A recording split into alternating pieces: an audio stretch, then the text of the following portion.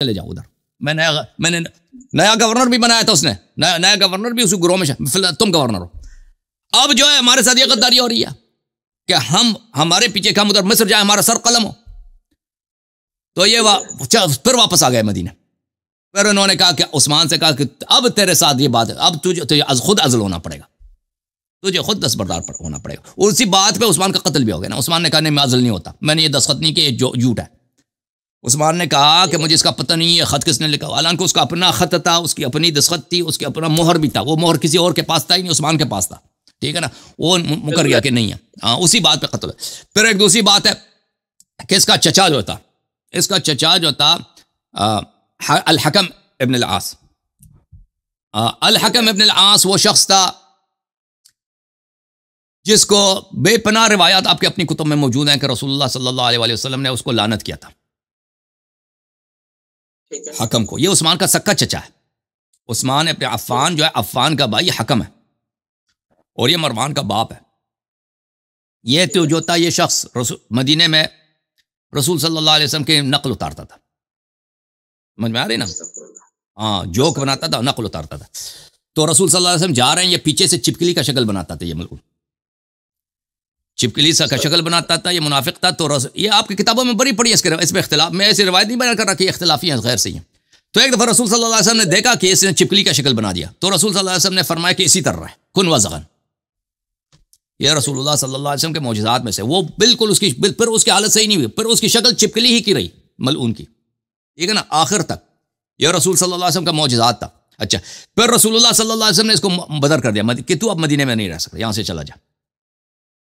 اور فرمایا کہ لعن اللہ الحکم ومن ولد, اللہ تعالیٰ اس پہ اور اس کی پوری نسل پہ لعنت ہو. اچھا, اس کو طائف بھیج دیا. اچھا, رسول صلی اللہ علیہ وسلم کی جب وفات ہوئی تو عثمان پہنچ گیا ابو بکر کے پاس کہ میرا چچا ہے, اس کو اب یہ اس پہ ظلم ہوا ہے, یہ اس کو نکال دیا گیا مدینے سے, اس کو واپس لایا جائے.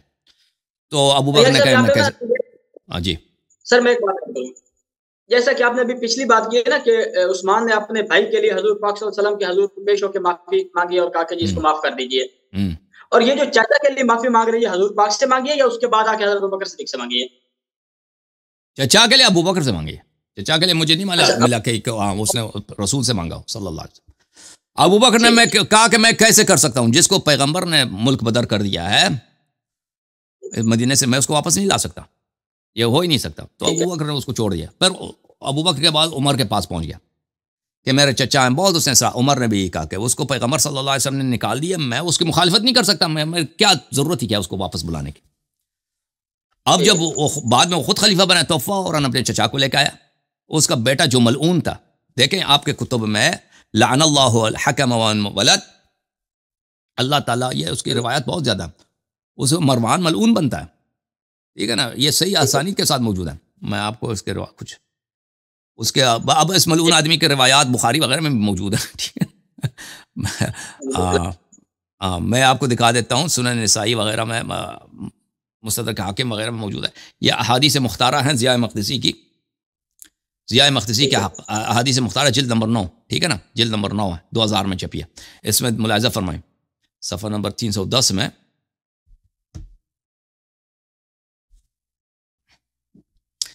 یہ دیکھیں حدیث نمبر 268 کیا ہے, حدیث صحیح ہے, اسناد صحیح. اس طرح کے صحیح حدیث بہت زیادہ ہیں, ایک نہیں, یہ کئی ہے. کیا عامر شعبی کہتا ہے کہ میں نے عبداللہ ابن زبیر جو ہے صحابی ہیں, وہ مکے کا طواف کر رہے, کعبے کا طواف کرتے ہوئے کہہ رہے تھے وَرَبِّ هَذِهِ الْبَنْيَةِ لَلَعَنَ رسول اللہ صلی اللہ علیہ وسلم الحکم وما ولد. اس گھر کی قسم, کعبے کی قسم, رسول اللہ صلی اللہ علیہ وسلم نے حکم کو اور اس کی پوری اولاد کو لعنت کیا. ٹھیک ہے نا. اس کے بعد دیکھو اگلا حدیث بھی 259 بھی یہی ہے, ان الحکم ابن ابی ولد وولده وولده ملعونون علی رسال رسول اللہ صلی اللہ علیہ وسلم. کعبے کی قسم, حکم اور اس کی پوری اولاد رسول اللہ صلی اللہ علیہ وسلم کی زبان اقدس پہ ملعون ہے. اچھا, اس کے بعد اور بھی احادیث ہیں. ٹھیک ہے نا, اور بھی کتب میں بری پڑی ہیں, مستدرک حاکم وغیرہ. اور اس نے بہرحال اس کو اپنی بیٹی دیا, چچا کو واپس بلایا, مروان کو اپنی بیٹی دیا, اور مروان کو اپنا وزیر اعظم بنا دیا. اس نے مروان کو, اسی کو جن کو رسول اللہ صلی اللہ علیہ وسلم نے نکالا تھا, اور اصحاب پیغمبر کے ساتھ کیا کیا اس شخص نے دیکھا، اس کا اپنا بھائی جو تھا، جو پیغمبر صلی اللہ علیہ وسلم پہ اس نے جھوٹ باندھا تھا نا، جو اس کو قتل کرنا چاہیے تھا، اس کو مصر کا گورنر بنا دیا، جو کیا اس نے پیغمبر صلی اللہ علیہ وسلم کا صحابی ہے ابو ذر غفاری،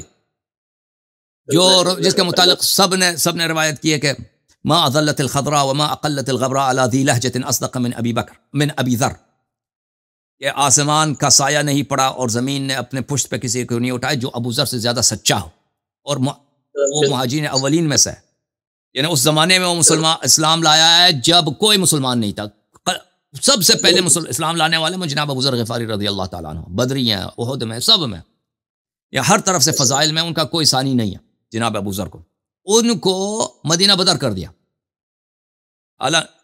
مدینہ بدر کر دیا، اس کو ایک صحرا میں جہاں پہ ان کو کہ تم یہاں پہ جا کے رہو، اور وہ بیچارے اسی غربت کے حالت میں مرے، وہاں پہ ان کو دفن کرنے والا بھی کوئی نہیں۔ علی صاحب اس کا مجھے آپ ایویڈنس پرووائڈ کر سکتے ہیں کہ انہوں نے جو حضرت ابو ذر غفاری کو بدر کیا ہے؟ بالکل، یہ تاریخ میں مشہور ہے، یہ اس کا کوئی منکر نہیں ہے، اس کا کوئی منکر نہیں ہے، یا جماعتوں میں مخالفین نہیں کہتا ہے کہ عثمان نے اس کو بدر نہیں کیا، کہتے ہیں وہ اس میں کہتے ہیں وہ ابو ذر کا اپنا جو ہے، ابو ذر کا اپنا قصور ہے، ابو ذر کا کیا قصور ہے؟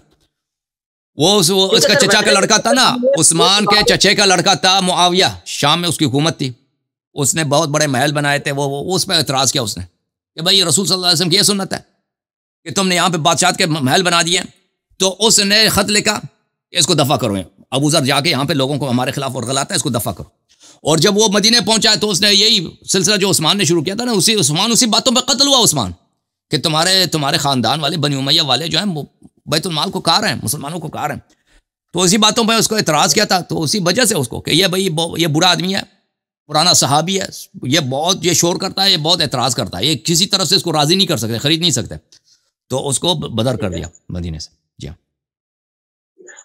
کیونکہ صاحب اگر ہم یہ سوال اہل سنت والجماعہ سے کرتے ہیں نا، میں نے کافی دفعہ اپنے مفتی حضرات سے یہ سوال کیے ہیں، تو ان کا آگے سے جو جواب ہوتا ہے نا، وہ بڑا ایک، اب ہم کیا کہیں کہ ان کا جواب اس طرح کا ہوتا ہے کہ جی پہلے تو یہ کہتے ہیں کہ آپ کے اعمال ضائع ہو جائیں گے، ان پہ بحث نہیں کرنی، ہمارے اعمال ضائع ہو جائیں گے۔ اگر انہیں یہ بات کی جائے کہ یار اعمال ہمارے ماضی میں اتنے اچھے نہیں رہے تو اللہ پاک معاف کرے گا، ہم آگے اعمال اچھے کریں گے، آپ ہمیں جواب دیں، تو پھر ان کا جواب یہ ہوتا ہے کہ یہ جو ہے کیا نام ہے اس کا، ایک تو اعمال ضائع کر دیتے ہیں، اور آخری جواب ان کا یہ ہوتا ہے کہ یار آپ شیعہ ہو گئے ہو، آپ چھوڑ دو، ہم آپ کو نکال کرتے آپ شیعہ ہو گئے ہو۔